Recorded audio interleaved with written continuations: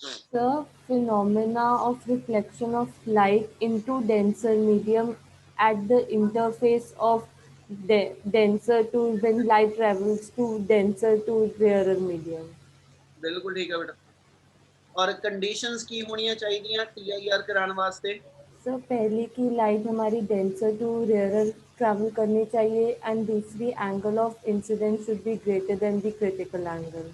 बिल्कुल ठीक है, दोनों कंडीशन सही है। चलो इसे गल कंटिन्यू कर रहे हैं। लास्ट आप जो करते पे सर एप्लीकेशन ऑफ TIR। हाँ जी दिलप्रीत जी। क्रिटिकल एंगल डिफरेंट होगा डिफरेंट मीडियम्स का। बिल्कुल क्रिटिकल एंगल का ਆਪਾਂ ਕੱਲ ਇੱਕ ਰਿਲੇਸ਼ਨ ਨਹੀਂ ਕੀਤਾ ਮਿਊ ਦੇ ਨਾਲ। यस सर साइन मतलब हर मीडियम वास्ते म्यू की वैल्यू डिफरेंट है बेटा। जे एयर वाटर मीडियम आ, एयर ग्लास मीडियम आ, वाटर ग्लास मीडियम आ, ते नेचर ऑफ मीडियम के उत्ते रिफ्रैक्टिव इंडेक्स डिपेंड करता। और जे नेचर ऑफ मीडियम चेंज आ तो रिफ्रैक्टिव इंडेक्स चेंज आ, और जे रिफ्रैक्टिव इंडेक्स चेंज आ तो मतलब क्रिटिकल एंगल भी चेंज होएगा। ओके सर ठीक है जी। चलो उस तो अगली अपने को एप्लीकेशन हैगी है बेटा जी थर्ड हैगी। कल दो एप्लीकेशन आप करते पे सीगे, एक मिराज वाली एक्सप्लेन की सीगी और एक अपने को एसएच एप्लीकेशन सीगी कि भी ਤੁਹਾਡੇ ਕੋਲ ਜਿਹੜੀ ਦੂਜੀ ਕਿਹੜੀ ਸੀਗੀ ਬ੍ਰਿਲੀਅੰਸ ਆਫ ਡਾਇਮੰਡ ਵਾਲੀ ਹੈ ਨਾ। ਇਦਾਂ ਹੀ ਉਹਦੀ ਇੱਕ ਐਪਲੀਕੇਸ਼ਨ ਹੋਰ ਹੈਗੀ ਆ, ਉਹਨੂੰ ਅਸੀਂ ਨਾਮ ਦਿੰਨੇ ਕਿ ਜਿਹੜੇ ਟੋਟਲ ਰਿਫਲੈਕਟਿੰਗ ਗਲਾਸ ਪ੍ਰਿਜ਼ਮ ਜਿਹੜੇ ICSE 10th ਹੈਗੇ ਆ ਉਹਨਾਂ ਨੇ ਚੀਜ਼ ਕੀਤੀ ਹੋਈ ਹੈ ਬੇਟਾ। ਜਿਹੜੇ ਟੋਟਲ ਰਿਫਲੈਕਟਿੰਗ ਗਲਾਸ ਪ੍ਰਿਜ਼ਮ ਆ ਅਸੀਂ ਕਹਿੰਦੇ ਕਿ ਉਸ ਗਲਾਸ ਪ੍ਰਿਜ਼ਮ ਦੇ ਥਰੂ ਲਾਈਟ ਰਿਫਲੈਕਟ ਕਰਕੇ TIR ਕਰਾ ਕੇ ਕਿਸੇ ਆਬਜੈਕਟ ਦੀ ਇਮੇਜ ਨੂੰ ਬਾਈ 90 ਡਿਗਰੀ ਔਰ ਬਾਈ 180 ਡਿਗਰੀ ਅਸੀਂ ਉਹਨੂੰ ਰੋਟੇਟ ਕਰ ਸਕਦੇ ਹਾਂ। ਜੋ ਲਾਈਨ ਬੋਲ ਰਿਹਾ ਇਹਦਾ ਮਤਲਬ ਕੱਢਾ ਤੇ ਐਸਾ ਚੇਤਾ ਲੈ ਰਹੇ ਕਿ ਵੀ ਜੇ ਮੇਰੇ ਕੋਲ ਇੱਕ ਪ੍ਰਿਜ਼ਮ ਗਿਵਨ ਆ ਮੰਨ ਲਓ ਮੇਰੇ ਕੋਲ ਇੱਕ ਰਾਈਟ ਐਂਗਲ ਪ੍ਰਿਜ਼ਮ ਗਿਵਨ ਆ और इस राइट एंगल प्रिज्म दे इस थां ते मेरे को कोई एक ऑब्जेक्ट पिया बेटा। मैंने कोशिश किया कि इस ऑब्जेक्ट दी इमेज नो इस ऑब्जेक्ट दी इमेज नो 90 डिग्री एंगल ते रोटेट कर दियो ते एदी इमेज नो रोटेट कराने लई ਅਸੀਂ ਜਦੋਂ ਇਹਨੂੰ ਰਾਈਟ ਐਂਗਲ ਪ੍ਰਿਜ਼ਮ ਦੇ ਥਰੂ ਪਾਸ ਆਨ ਕਰਾਂਗੇ ਹਨਾ। ਅਸੀਂ ਕਹੇ ਇੱਕ ਲਾਈਟ ਰੇ ਇਹਦੇ ਇਸ ਟੌਪ ਐਂਡ ਤੋਂ ਇੱਕ ਇਹਦੇ ਬਾਟਮ ਐਂਡ ਤੋਂ ਟਰੈਵਲ ਕੀਤੀ। ਇਸ ਵੇਲੇ ਲਾਈਟ ਟਰੈਵਲ ਕਰਦੀ ਪਈ ਰੇਅਰ ਟੂ ਡੈਂਸਰ, ਇਸ ਲਈ ਕੋਈ TIR ਨਹੀਂ ਹੋ ਰਹੀ और लाइट इस सरफेस ते नॉर्मल इंसीडेंस करती पई आ ते एदा मतलब अनडेविएटेड इहने इस वेले सीधे निकल जाना। क्लियर है निकल? यस सर यस सर तो लाइट आ वाले इंटरफेस ते जाके स्ट्राइक करेगी। इस वेले आ मेरे को जेड़ा ग्लास प्रिज्म आ रिफ्रैक्टिव इंडेक्स दा मान लो म्यू जी आ, ठीक है। बाहर एयर मीडियम आ रिफ्रैक्टिव इंडेक्स म्यू ए आ with the condition glass ਦਾ refractive index greater ਆ air ਨਾਲੋਂ। ਇਹਦਾ ਮਤਲਬ ਮੇਰੀਆਂ ਆ ਲਾਈਟ ਰੇਜ਼ ਜਿਹੜੀਆਂ ਨੇ they are traveling from denser medium to rarer medium। ਇਸ ਵੇਲੇ denser to rarer ਵਾਲੇ ਇੰਟਰਫੇਸ ਤੇ ਜਾ ਰਹੀਆਂ, ਠੀਕ ਹੈ। ਜਦੋਂ ਇਹ denser to rarer ਗਈਆਂ ਤੇ ਇਸ ਪੋਜੀਸ਼ਨ ਤੇ ਜਾ ਕੇ ਜਦੋਂ ਇਹਨੇ ਇਨਸੀਡੈਂਟ ਕਰਨਾ ਤੇ ਜੇ ਮੈਂ ਇਹਦਾ ਪਰਪੈਂਡੀਕੂਲਰ ਡਰਾ ਕਰਾਂ ਤੇ ਆ ਪੈਨ ਵਾਲੀ ਲਾਈਨ ਦੇ ਲੌਂਗ ਇਹਦਾ ਐਸਐਚ ਮੇਰੇ ਕੋਲ ਪਰਪੈਂਡੀਕੂਲਰ ਆ ਜਾਏਗਾ।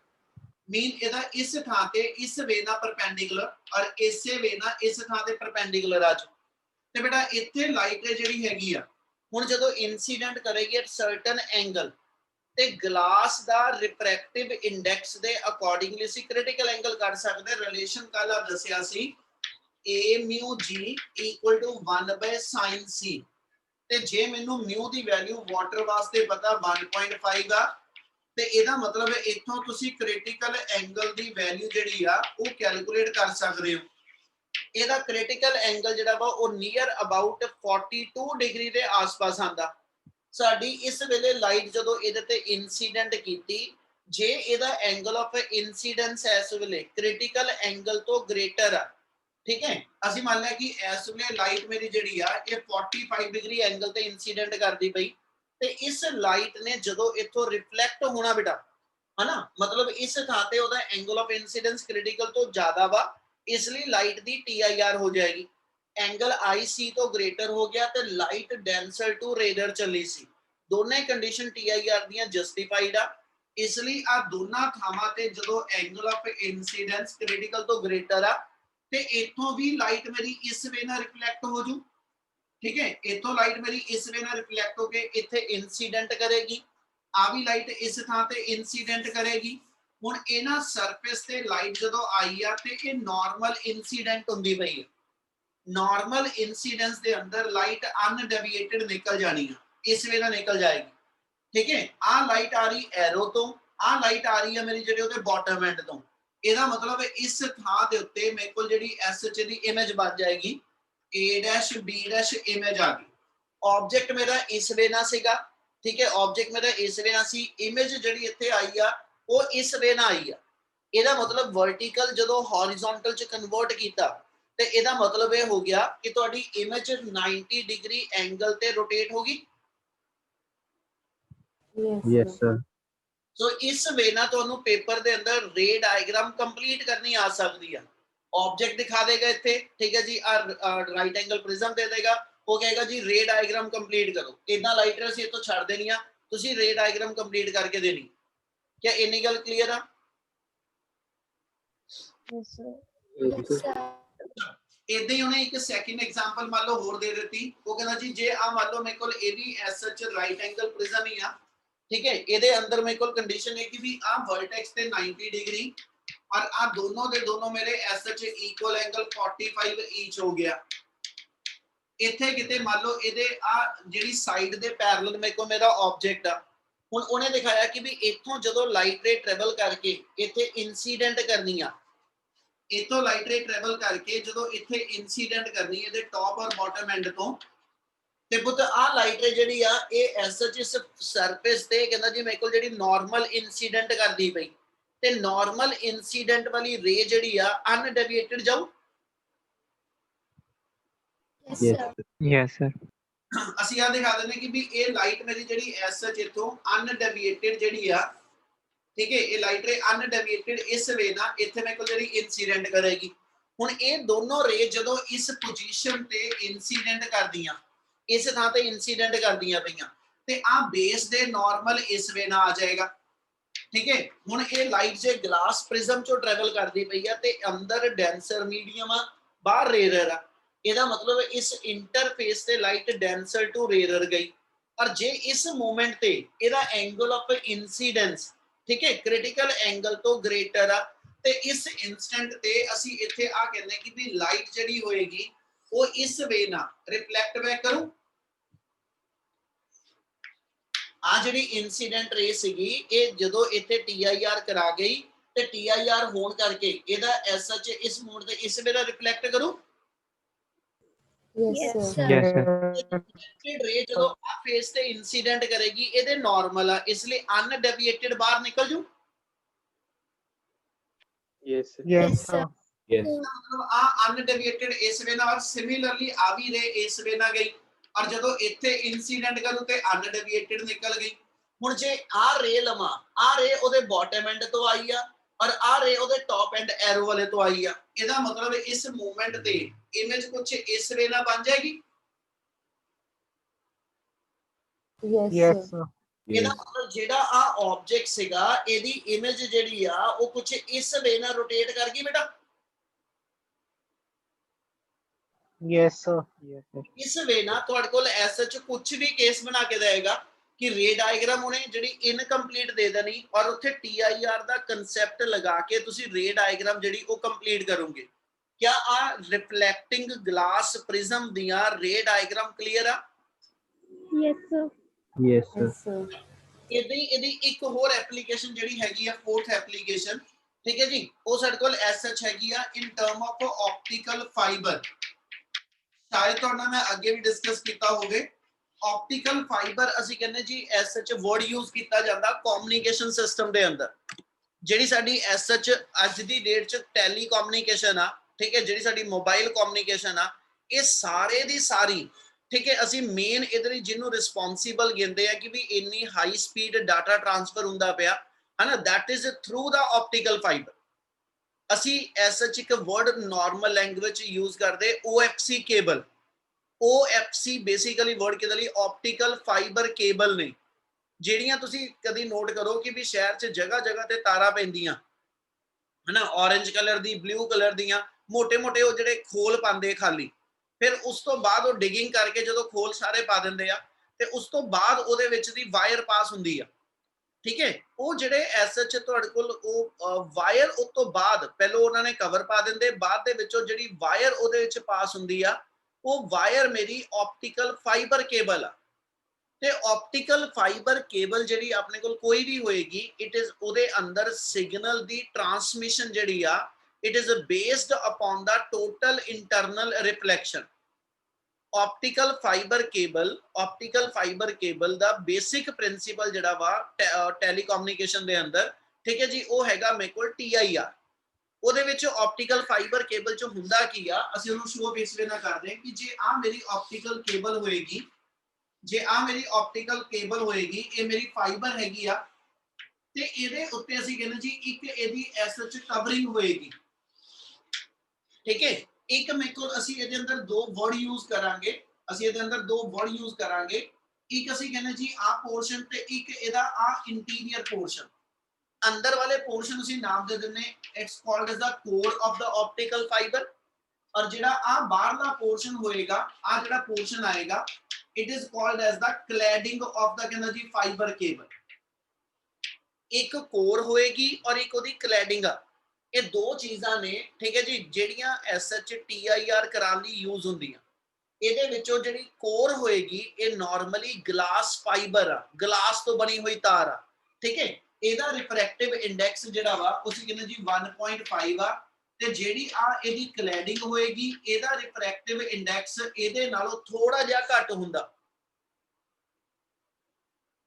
ਹਾਂ ਮਰਸੀ, ਕੀ ਹੋਇਆ ਬੇਟਾ? ਮਰਸੀ मतलब पूछना बेटा कुछ? हाँ जी सर, क्लैरिंग मतलब ਉਹ ਤਾਂ ਕਲੈਡਿੰਗ ਉਹਦੀ ਕਵਰਿੰਗ ਹੋਗੀ। ਜਿੱਦਾਂ ਮੈਂ ਇੱਕ ਸਿੰਪਲ ਐਗਜ਼ਾਮਪਲ ਦਿੰਦਾ, ਜਿੱਦਾਂ ਆਪਾਂ ਆਪਣੇ ਘਰਾਂ 'ਚ ਕੇਬਲ ਵਾਇਰ ਲਵਾਉਂਦੇ ਨਾ, यस सर, ਜਿੱਦਾਂ ਆਪਾਂ ਆਪਣੇ, ਰੋਕੋ ਮੇਰੇ ਕੋਲ ਅਵੇਲੇਬਲ ਹੈ ਕੋਈ ਚੀਜ਼,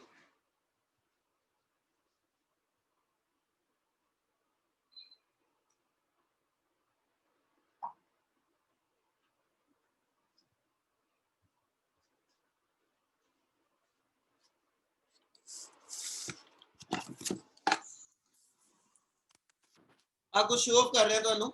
ਜੇ ਐਸ ਸੱਚ ਇਸ ਵਾਇਰ ਨੂੰ ਆਪਾਂ ਦੇਖੋ, ਇਹਦੇ ਅੰਦਰ ਇਹਦੇ ਵਿੱਚ ਐਸ ਸੱਚ ਆਪਣੇ ਕੋਲ ਕੀ ਆ ਕਿ ਇੱਕ ਆ ਕਾਪਰ ਵਾਇਰ ਇਹਦੇ ਅੰਦਰ ਦਿਖ ਰਹੀ ਜੀ। Yes. Yes, sir. ਆ ਤੁਹਾਨੂੰ ਇਹਦੇ ਉੱਤੇ ਦਿਖਦੀ ਹੋਏਗੀ ਆ ਸਿਲਵਰ ਜੇ ਕਲਰ ਦੀ ਐਲੂਮੀਨੀਅਮ ਵਾਲੀ ਜਿਹੜੀ ਆ ਇਹਦੀ ਕਾਪਰ ਦੀ ਐਲੂਮੀਨੀਅਮ ਵਾਇਰ ਦੀ ਮੈਸ਼ ਆ, ਜਾਲੀ ਆ, ਦਿਖਦੀ ਪਈ? Yes sir, Yes, sir. ਆ ਬਾਹਰ ਜਿਹੜੀ ਆ ਸਾਰੀ ਵਾਈਟ ਦਿਖਦਾ ਪਿਆ, ਇਹ ਉਹਦੀ ਰਬਰ ਇਨਸੂਲੇਸ਼ਨ ਆ। ਕਲੀਅਰ ਆ? Yes sir, Yes, sir. ਇਸੇ ਵੇ ਨਾ ਤੁਸੀਂ ਅੱਜ ਦੀ ਡੇਟ ਦੇ ਅੰਦਰ ਜੇ ਚੈੱਕ ਕਰੋ, ਠੀਕ ਹੈ, ਜਿੱਦਾਂ ਆ ਕੇਬਲ ਤੁਹਾਨੂੰ ਦਿਖਾ ਰਿਹਾ,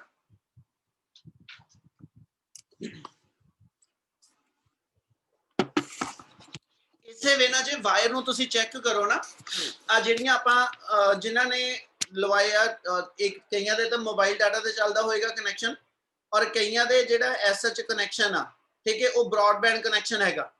ਹੁਣ ਜਿੱਦਾਂ ਨੈਟ ਪਲੱਸ ਵਾਲੇ ਆ ਗਏ ਜਾਂ ਕਨੈਕਟ ਵਾਲੇ ਆ ਗਏ ਨਾ, ਇਹ ਜਿਹੜੀ ਤੁਹਾਡੇ ਤਾਰ ਲਾ ਕੇ ਜਾਂਦੇ, ਇੱਕ ਬਰੀਕ ਜੀ ਤਾਰ ਹੈਗੀ ਆ, ਉਹ ਮਾਡਮ ਦੇ ਵਿੱਚ ਇੱਕ ਬਰੀਕ ਵਾਇਰ ਜਿਹੜੀ ਯੈਲੋ ਕਲਰ ਦੀ ਜਾਂ ਕਿਸੇ ਵੀ ਕਲਰ ਦੀ ਹੋ ਸਕਦੀ ਆ, ਉਹ ਵਾਇਰ ਤੁਹਾਡੇ ਐਸਐਚ ਮਾਡਮ 'ਚ ਅਟੈਚ ਕਰਦੇ ਆ।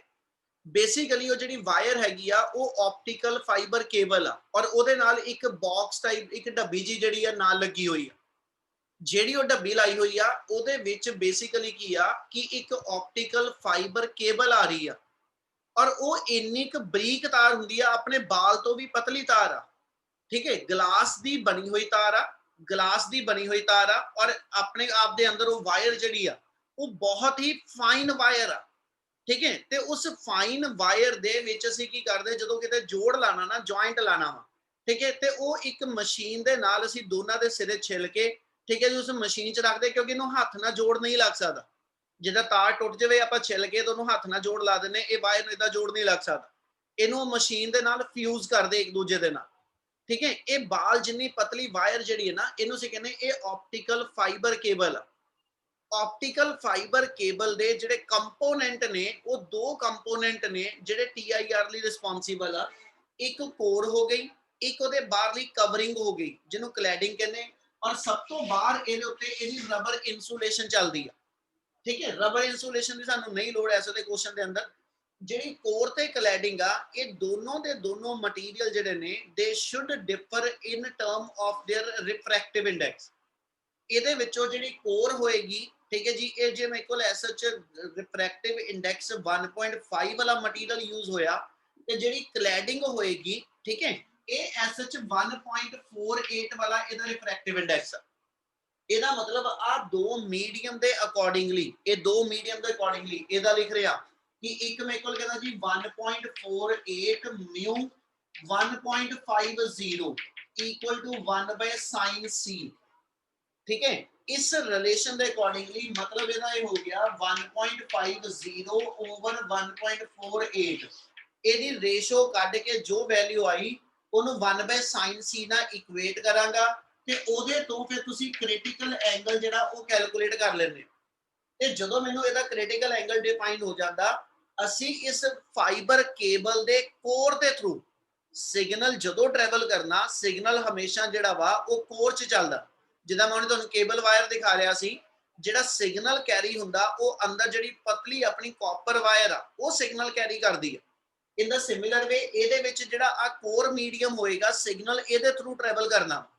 ਕਲੈਡਿੰਗ ਦੀ ਹੈਲਪ ਨਾਲ ਅਸੀਂ ਇਹਦਾ ਜਿਹੜਾ ਐਸਐਚ ਆ ਉਹ ਕ੍ਰਿਟੀਕਲ ਐਂਗਲ ਤੇ TIR ਦੀ ਕੰਡੀਸ਼ਨ ਨੂੰ ਮੇਨਟੇਨ ਕਰਨ ਵਾਸਤੇ ਯੂਜ਼ ਕਰਦੇ ਹਾਂ। ਕਲੈਡਿੰਗ ਇਹਦੀ ਥਾਂ ਤੇ 에ਅਰ ਵੀ ਹੋ ਸਕਦੀ ਆ, ਕਲੈਡਿੰਗ 에ਅਰ ਵੀ ਹੋ ਸਕਦੀ ਆ ਕਿ ਇਕੱਲੀ ਕੋਰ ਹੋਵੇ, ਪਰ ਕੋਰ ਤੇ ਕਲੈਡਿੰਗ ਦਾ ਫਿਰ ਰਿਫਰੈਕਟਿਵ ਇੰਡੈਕਸ ਦਾ ਡਿਫਰੈਂਸ ਬਹੁਤ ਜ਼ਿਆਦਾ ਆ ਜਾਂਦਾ। ਤੇ ਉਹ ਡਿਫਰੈਂਸ ਜ਼ਿਆਦਾ ਆਉਣ ਦੇ ਨਾਲ ਹੋਏਗਾ ਕਿ ਆ ਥਾਂ ਤੇ ਆ ਜਾਓ, ਜੇ 1.50 ਨੂੰ ਮੈਂ 1.48 ਨਾਲ ਡਿਵਾਈਡ ਕਰਾਂ ਤੇ ਇਹ ਡਿਫਰੈਂਸ ਜਿਹੜਾ ਮੇਰੇ ਕੋਲ ਆ ਇਸ ਐਸਐਚ ਸਮਾਲ ਆ, ਪਰ ਜੇ ਮੈਂ ਇਹਦੀ ਰੇਸ਼ੋ ਜਿਹੜੀ ਲਵਾਂ ਇਹ 1 ਦੇ ਨੀਅਰ ਬਾਈ ਆ, ਠੀਕ ਹੈ। ਪਰ ਜੇ ਮੈਂ ਐਸਐਚ ਕੋਰ ਲਵਾਂ 1.5 ਵਾਲੀ, ਕਲੈਡਿੰਗ 에ਅਰ ਨੂੰ ਮੰਨ ਲਵਾਂ, ਤੇ ਰਿਫਰੈਕਟਿਵ ਇੰਡੈਕਸ 1.50 over 1 ਆਇਆ। ਜਿਹੜੀ ਰੇਸ਼ੋ 1 ਦੇ ਆਸ-ਪਾਸ ਆ ਰਹੀ ਆ ਉਹ ਰੇਸ਼ੋ ਮੇਰੇ ਕੋਲ 1.5 ਦੇ ਆਸ-ਪਾਸ ਆਏਗੀ। ਤੇ ਇੱਥੋਂ ਜੇ ਮੈਂ ਮਿਊ ਦਾ ਫਾਰਮੂਲਾ ਲਾਵਾਂ, ਮਿਊ ਰੈਸੀਪ੍ਰੋਕਲ ਆਫ sin c ਆ, ਤੇ ਜੇ ਮਿਊ ਦੀ ਵੈਲਿਊ 1 ਦੇ ਆਸ ਮਤਲਬ ਮਿਊ ਦੀ ਵੈਲਿਊ ਘਟ ਗਈ 1.5 ਦੀ ਜਗ੍ਹਾ, ਜੇ ਮੈਂ ਇਥੋਂ ਰੇਸ਼ੋ ਲਵਾਂ ਤੇ 1 ਦੇ ਆਸ-ਪਾਸ ਆ, ਤੇ ਜੇ ਮੈਂ 에ਅਰ ਰੱਖਾਂ ਤੇ ਰੇਸ਼ੋ 1.5 ਆ। ਇਹ ਨਾਲ ਜੇ ਮਿਊ ਦੀ ਵੈਲਿਊ 에ਅਰ ਕੋਰ ਨੂੰ ਰੱਖ ਕੇ 1.5 ਯਾਨੀ ਵੈਲਿਊ ਵੱਧ ਗਈ, ਤੇ ਇੱਥੇ sin c ਦੀ ਵੈਲਿਊ ਘਟ ਜਾਓ। Yes sir. Yes sir. ਜੇ ਬੇਟਾ sin c ਘਟ ਗਿਆ ਤੇ c ਵੀ ਘਟ ਜਾਓ। Yes sir. Yes sir. ਇਹਦਾ ਮਤਲਬ ਇਹ ਹੋਏਗਾ ਜੇ ਇੱਥੇ ਐਂਗਲ ਕ੍ਰਿਟੀਕਲ ਐਂਗਲ ਮੇਰਾ ਘਟੇਗਾ ਨਾ, ਤੇ ਜਦੋਂ ਲਾਈਟ ਅਸੀਂ ਇੱਥੋਂ ਕਿਸੇ ਸੋਰਸ ਤੋਂ, ਆ ਮੰਨ ਲਓ ਮੇਰੇ ਕੋਲ ਲਾਈਟ ਦਾ ਕੋਈ ਸੋਰਸ ਆ, ਠੀਕ ਹੈ, ਜਦੋਂ ਇੱਥੋਂ ਲਾਈਟ ਜਿਹੜੀਆਂ ਨੇ ਉਹ ਟਰੈਵਲ ਕਰਨੀਆਂ ਇਸ ਮੀਡੀਅਮ ਵੱਲ, ਇਸ ਵੇਲੇ ਲਾਈਟ ਸੋਰਸ ਤੋਂ ਜਦੋਂ ਟਰੈਵਲ ਕਰਦੀ ਆ ਇਹ ਰੇਅਰਰ ਟੂ ਡੈਂਸਰ ਗਈ, ਇੱਥੇ ਕੋਈ TIR ਨਹੀਂ ਹੋਈ, ਤੇ ਲਾਈਟ ਇਹਦੇ ਅੰਦਰ ਜਦੋਂ SH ਪਾਸ ਆਨ ਹੋਈ ਤੇ ਲਾਈਟ ਕੁਝ ਇਸ ਵੇ ਨਾ ਇਸ ਇੰਟਰਫੇਸ ਤੇ ਜਾ ਕੇ ਇੱਥੇ ਇਨਸੀਡੈਂਟ ਕਰੇਗੀ। ਹੁਣ ਜਦੋਂ ਇੱਥੇ ਇਨਸੀਡੈਂਟ ਕਰਨਾ, ਜੇ ਕੋਰ ਕਲੈਡਿੰਗ ਦੇ ਰਿਫਰੈਕਟਿਵ ਇੰਡੈਕਸ ਦੇ ਵਿੱਚ ਡਿਫਰੈਂਸ ਬਹੁਤ ਜ਼ਿਆਦਾ ਹੋਇਆ, ਤੇ ਇੱਥੇ ਬਣਨ ਵਾਲਾ ਜਿਹੜਾ ਕ੍ਰਿਟੀਕਲ ਐਂਗਲ ਹੈ ਬਹੁਤ ਛੋਟਾ ਹੋਏਗਾ। ਮਤਲਬ ਆ ਰੇ ਜਿਹੜੀ ਮੈਂ ਬਣਾਉਣਾ ਪਿਆ ਇਨਸੀਡੈਂਟ, ਜੇ ਉਹ ਰੇ ਇਸ ਵੇ ਨਾ ਆਈ, ਮੰਨ ਲਓ ਰੇ ਇਸ ਵੇ ਨਾਲ ਆਂਦੀ ਹੋਈ, ਐਂਗਲ ਆਫ ਇਨਸੀਡੈਂਸ ਬਹੁਤ ਛੋਟਾ ਹੋਇਆ, ਤੇ ਇਹਦਾ ਮੈਂ TIR ਜਲਦੀ ਕਿਤੇ ਹੋਣੀ ਨਹੀਂ। ਤੇ TIR ਕਰਾਉਣ ਵਾਸਤੇ ਇਹਨਾਂ ਦੋਨਾਂ ਮੀਡੀਅਮ ਦੇ ਰਿਫਰੈਕਟਿਵ ਇੰਡੈਕਸ ਦਾ ਡਿਫਰੈਂਸ ਜਿਹੜਾ ਉਹ ਬਹੁਤ ਥੋੜਾ ਚਾਹੀਦਾ।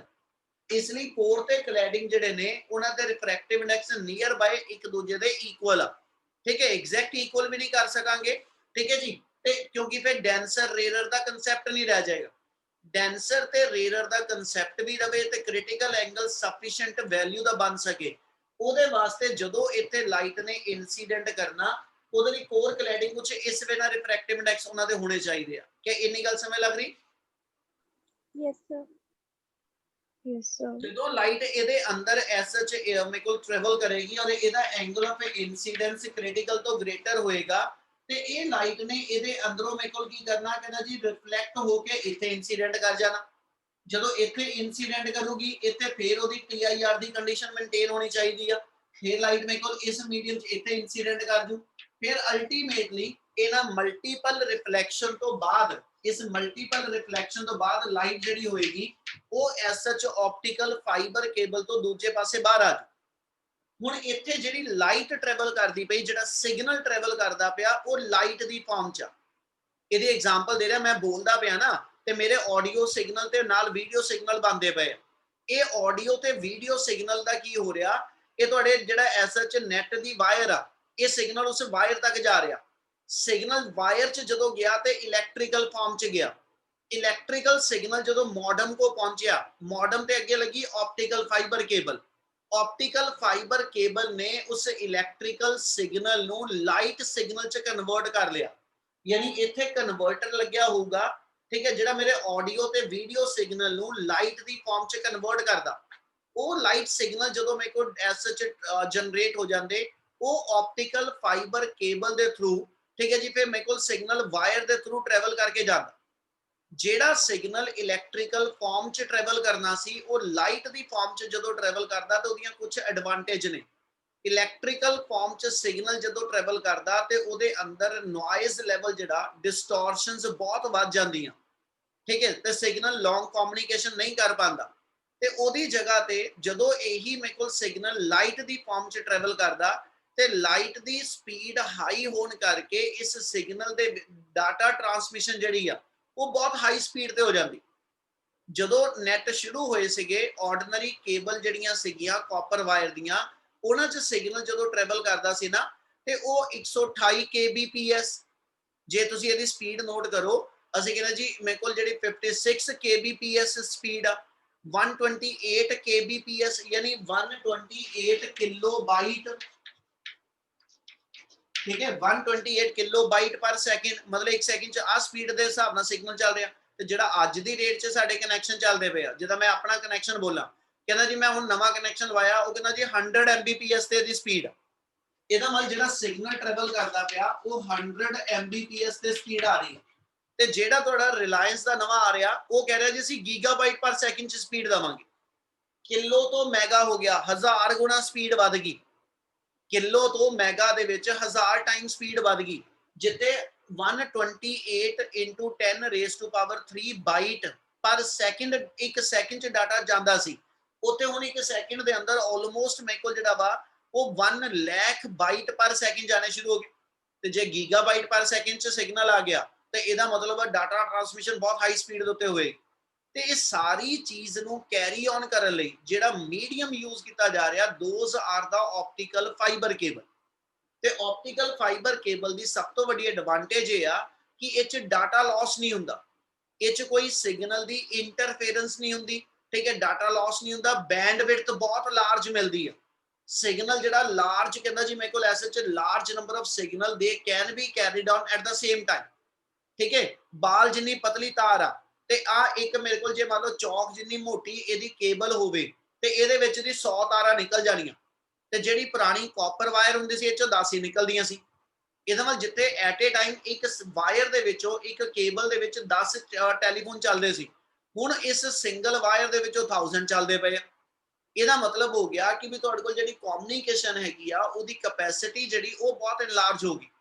ਔਰ ਦੂਜਾ ਸਭ ਤੋਂ ਵੱਡੀ ਐਡਵਾਂਟੇਜ ਕੀ ਆ, ਇਸ ਆਪਟੀਕਲ ਫਾਈਬਰ ਕੇਬਲ ਨੂੰ ਜਿੱਦਾਂ ਮਰਜ਼ੀ ਬੈਂਡ ਦੇ ਦਿਓ, ਠੀਕ ਹੈ, ਫਾਈਬਰ ਕੇਬਲ ਜਿੰਨੀ ਮਰਜ਼ੀ ਬੈਂਡ ਹੋਈ ਚੱਲੇ, ਇਹਦੇ 'ਚ ਕਿਸੇ ਵੀ ਤਰ੍ਹਾਂ ਦਾ ਕੋਈ ਡਾਟਾ ਲਾਸ ਨਹੀਂ ਹੁੰਦਾ। ਮੇਰੀ ਐਗਜ਼ਾਮਪਲ ਕੋਡ ਕਰ ਰਿਹਾ, ਇਹਦੀ ਇੱਕ ਐਪਲੀਕੇਸ਼ਨ ਆਪਟੀਕਲ ਫਾਈਬਰ ਕੇਬਲ ਦੀ, ਇੱਕ ਤਾਂ ਕਮਿਊਨੀਕੇਸ਼ਨ 'ਚ ਆ ਗਈ, ਇੱਕ ਮੈਡੀਕਲ ਐਪਲੀਕੇਸ਼ਨ ਐਂਡੋਸਕੋਪੀ 'ਚ ਆਉਂਦੀ ਹੈ। ਐਂਡੋਸਕੋਪੀ ਦੇ ਵਿੱਚ ਕੀ ਕੀਤਾ ਜਾਂਦਾ, ਇੱਕ ਮਾਈਕਰੋ ਕੈਮਰਾ, ਮੈਂ ਸ਼ਾਇਦ ਅੱਗੇ ਡਿਸਕਸ ਕੀਤਾ ਤੁਹਾਡੇ ਨਾਲ ਕਿ ਇੱਕ ਮਾਈਕਰੋ ਕੈਮਰਾ, ਅਸੀਂ ਜਿੱਦਾਂ ਸਾਡੀ ਕੇਬਲ ਦੀ ਤਾਰ ਆ, ਇਸ ਤਰ੍ਹਾਂ ਦੀ ਇੱਕ ਬਲੈਕ ਕਲਰ ਦੀ ਵਾਇਰ ਦੇ ਨਾਲ ਮਾਈਕਰੋ ਕੈਮਰਾ ਜੋੜ ਕੇ ਨਾ ਤੁਹਾਡੇ ਐਸਐਚ ਵਿੰਡ ਪਾਈਪ ਦੇ ਥਰੂ ਤੁਹਾਡੇ ਸਟਮਕ 'ਚ ਲੈ ਕੇ ਜਾਇਆ ਜਾਂਦਾ, ਠੀਕ ਹੈ। ਤੇ ਉਹ ਢਿੱਡ ਦੇ ਵਿੱਚ ਜਦੋਂ ਤਾਰ ਬੈਂਡ ਹੁੰਦੀ ਆ, ਕੁਝ ਵੀ ਹੋ ਰਿਹਾ ਹਨਾ, ਅਸੀਂ ਇੱਥੇ ਤੱਕ ਕਹਿੰਨੇ ਕਿ ਵੀ ਜੇ ਇਸ ਵਾਇਰ ਨੂੰ ਤੁਸੀਂ ਪੂਰਾ 8 ਦੀ ਸ਼ੇਪ 'ਚ ਵੀ ਬੈਂਡ ਕਰਾ ਦਿਓ ਨਾ, ਇਵਨ ਦੈਨ ਇਹ 'ਚੋਂ ਕੋਈ ਸਿਗਨਲ ਜਾਂ ਡਾਟਾ ਲਾਸ ਨਹੀਂ ਹੋ ਪਾਏਗਾ ਸਾਡਾ। ਇੰਨੀ ਗੱਲ ਸਮਝ ਲੱਗਦੀ ਪਈ? Yes, sir. Yes, sir. ਜਿਹੜੀ ਐਂਡੋਸਕੋਪੀ ਕੀਤੀ ਜਾਂਦੀ ਆ, ਉਸ ਦੇ ਵਿੱਚ ਵੀ ਅਸੀਂ ਕਹਿੰਦੇ ਕਿ ਢਿੱਡ ਦੇ ਵਿੱਚ ਉਹ ਤਾਰ ਟੇਢੀ ਮੇਢੀ ਘੁੰਮਦੀ ਪਈ ਹਨਾ, ਪਰ ਬਾਹਰ ਸਕਰੀਨ ਦੇ ਉੱਤੇ, ਮੋਨੀਟਰ ਦੇ ਉੱਤੇ ਮੈਨੂੰ ਸਾਰਾ ਕੁਝ ਕਲੀਅਰ ਦਿਖਦਾ ਪਿਆ। ਤੇ ਉਹਦਾ ਬੇਟਾ ਕਾਰਨ ਇਹ ਆ ਕਿ ਵੀ ਆਪਟੀਕਲ ਫਾਈਬਰ ਕੇਬਲ ਦੇ ਅੰਦਰ SH data transmission fast speed ਤੇ ਆ, ਤੇ ਦੂਜਾ ਡਾਟਾ ਦਾ ਕੋਈ ਵੀ ਲਾਸ ਜਿਹੜਾ ਵਾ ਉਹ ਵਾਇਰ ਦੀ ਬੈਂਡਿੰਗ ਨਾਲ ਨਹੀਂ ਹੁੰਦਾ, ਠੀਕ ਹੈ। ਫਿਰ ਕਾਸਟ ਆਫ ਕਮਿਊਨੀਕੇਸ਼ਨ ਜਿਹੜੀ ਆ ਉਹ ਸਾਡੀ ਘਟ ਜਾਂਦੀ ਆ, ਕਿਉਂਕਿ ਕਾਪਰ ਮਹਿੰਗੀ ਆ ਤੇ ਗਲਾਸ ਬੂਲ ਜਿਹੜੀ ਆ ਉਹ ਬੜੀ ਸਸਤੀ ਆ। ਇਸ ਲਈ ਸਾਨੂੰ ਐਸ ਸੱਚ ਉਹ ਵਾਇਰ ਜਿਹੜੀ ਹੈ ਟੈਕਨੋਲੋਜੀ ਨਵੀਂ ਹੋਣ ਕਰਕੇ ਸਾਨੂੰ ਮਹਿੰਗਾ ਲਾਉਂਦੇ ਪਏ ਆ, ठीक है। अदरवाइज अपने आप च दी कम्युनिकेशन जिहड़ी आ वो सस्ती साडे कोल कम्युनिकेशन हो जाती। इन्नी गल समझ लगी ऑप्टिकल फाइबर दी? Yes, sir. Yes, sir. Yes, sir. क्या इस च किसी नूं कोई डाउट है? अदरवाइज अपना TIR दा टॉपिक आपां कंप्लीट करन लगे हैं, बस क्लियर आ? सर ओ एयर कोर वाला दस्सियो, एयर कोर वाला एयर दी कवरिंग ਇਹ ਦੱਸਿਆ ਨਾ, ਜੇ ਕਲੈਡਿੰਗ ਆਪਣੀ ਐਸ ਸੱਚ ਇਸ ਮੀਡੀਅਮ 1.48 ਵਾਲੇ ਦੀ ਨਾ ਹੋ ਕੇ ਇਹ ਵੀ ਇੱਕ ਗਲਾਸ ਦੀ ਟਾਈਪ ਹੀ ਆ, ਜੇ ਕਲੈਡਿੰਗ ਮੈਂ ਐਸ ਸੱਚ 에ਅਰ ਦੀ ਬਣਾਈ ਹੋਵੇ, ਮਤਲਬ ਮੈਂ ਸਿਰਫ ਆਹ ਹੀ ਤਾਰ ਰੱਖੀ ਆ, ਬਾਹਰ ਇਹਦੇ ਐਸ ਸੱਚ ਜਿਹੜਾ ਦੂਜਾ ਮੀਡੀਅਮ ਕੋਈ ਵੀ ਨਹੀਂ ਰੱਖਿਆ, ਤੇ ਇਹਦਾ ਮਤਲਬ ਹੋ ਗਿਆ ਕਿ ਜਦੋਂ ਇਹਦੇ ਅੰਦਰੋਂ ਸਿਗਨਲ ਟਰੈਵਲ ਕਰ ਰਿਹਾ ਹੈ ਨਾ, ਤੇ ਉਹ ਸਿਗਨਲ ਜਦੋਂ ਇਹਦੇ ਕਿਸੇ ਵੀ ਇੰਟਰਫੇਸ ਤੇ ਇਨਸੀਡੈਂਟ ਕਰਦਾ, ਬਾਹਰ 에ਅਰ ਆ ਤੇ ਅੰਦਰ ਮੇਰੇ ਕੋਲ ਗਲਾਸ ਮੀਡੀਅਮ ਆ, ਉਹਦਾ ਰਿਫਰੈਕਟਿਵ ਇੰਡੈਕਸ ਜਦੋਂ ਮੈਂ ਕੈਲਕੂਲੇਟ ਕਰਾਂਗਾ ਉਹ 1.5 ਆਇਆ, ਇਹਦਾ ਮਤਲਬ ਮਿਊ ਦੀ ਵੈਲਿਊ ਲਾਰਜ ਆਈ ਆ, ਤੇ ਮਿਊ ਦੀ ਵੈਲਿਊ ਲਾਰਜ ਆਉਣ ਦਾ ਮਤਲਬ ਸਾਈਨ ਸੀ ਮੇਰਾ ਛੋਟਾ ਬਣੂਗਾ, ਸਾਈਨ ਸੀ ਛੋਟਾ ਹੁੰਦਾ ਮਤਲਬ ਆ ਸੀ ਐਂਗਲ ਛੋਟਾ ਹੋਏਗਾ, ਇਹਦਾ ਮਤਲਬ ਜੇ ਇਸ ਵੇਲੇ ਇਹਦੇ ਅੰਦਰ 22 ਡਿਗਰੀ ਇਹਦਾ ਆਪਾਂ ਜਸਟ ਐਸੇ ਵੈਲਿਊ ਬੋਲ ਰਹੇ ਕਿ ਜੇ ਇਸ ਵੇਲੇ ਇਹਦੇ ਤੇ ਲਾਈਟ ਜਦੋਂ ਇਨਸੀਡੈਂਟ ਕਰਦੀ ਆ ਉਹ 22 ਡਿਗਰੀ ਇਹਦਾ ਕ੍ਰਿਟੀਕਲ ਐਂਗਲ ਆ, ਤੇ 22 ਤੋਂ ਜ਼ਿਆਦਾ ਐਂਗਲ ਬਣਾ ਕੇ ਰੱਖਣਾ ਮੈਨੂੰ ਸੌਖਾ ਹੋਏਗਾ, ਤੇ ਜੇ ਇਹਦਾ ਐਂਗਲ ਜਿਹੜਾ ਵਾ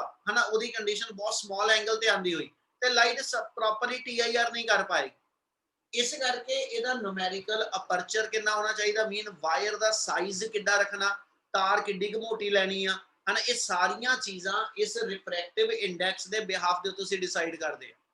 ਕਲੀਅਰ ਆ? यस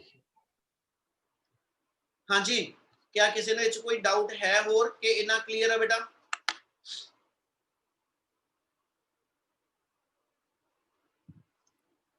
कोई क्लियर आ?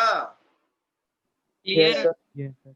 चलो Yes. कोई अटेंडेंस नोट करियो जरा, मैं बाद चो पूछना, शुरू च ਨਿਆਣੇ ਜ਼ਿਆਦਾ ਸੀ ਤੇ ਹੁਣ ਇਸ ਵੇਲੇ ਜਿੰਨਾ ਹੁਣ ਤੱਕ ਆਪਾਂ ਕਰ ਰਹੇ ਸੀਗੇ ਇਹ ਚ ਜਿਹੜੀ ਸਰਫੇਸ ਸੀਗੀ ਉਹ ਪਲੇਨ ਸਰਫੇਸ ਸੀਗੀ, ਭਾਵੇਂ ਆਪਾਂ ਪ੍ਰਿਜ਼ਮ ਦੀ ਐਗਜ਼ਾਮਪਲ ਲਿੱਤੀ ਆ ਜਾਂ ਆਪਾਂ ਹੋਰ ਡਿਫਰੈਂਟ ਜਿਹੜੇ ਕੇਸਿਸ ਕੀਤੇ, ਕੰਪਾਊਂਡ ਸਲੈਬ ਆ ਗਈ ਜਾਂ ਸਿੰਪਲ ਸਲੈਬ ਦੇ ਥਰੂ ਅਸੀਂ ਲਾਈਟ ਜਿਹੜੀ ਆ ਉਹਦੀ ਰਿਫਰੈਕਸ਼ਨ ਕੀਤੀ, ਇਹਨਾਂ ਸਾਰੇ ਕੇਸਿਸ ਦੇ ਅੰਦਰ ਗਿਵਨ ਸਰਫੇਸ ਜਿਹੜੀ ਆ ਉਹ ਮੇਰੀ ਪਲੇਨ ਰਿਫਰੈਕਟਿੰਗ ਸਰਫੇਸ ਸੀਗੀ, ਤੇ ਹੁਣ ਤੋਂ ਸ਼ੁਰੂ ਕਰਨ ਲੱਗੇ spherical refracting surfaces, spherical refracting surface करके फिर साढ़े को spherical lens बनने हैं, ठीक है। पहले सिंगल रिफ्रैक्टिंग सरफेस आएगी, अपना नेक्स्ट टॉपिक दा हेडिंग जेड़ा वा मेन हेडिंग होएगा spherical refracting surfaces। अपने को मेन दो तरह की अपनी सफेरिकल सरफेसेस आनियां, एक कन्वेक्स सफेरिकल सरफेस और एक कनकेव सफेरिकल सरफेस। आ सरफेस एक बनाई, ये केड़ी है जी?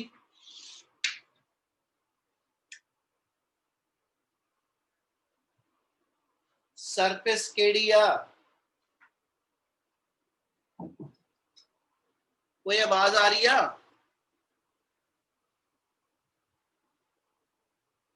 वो बच्चे आवाज आ रही?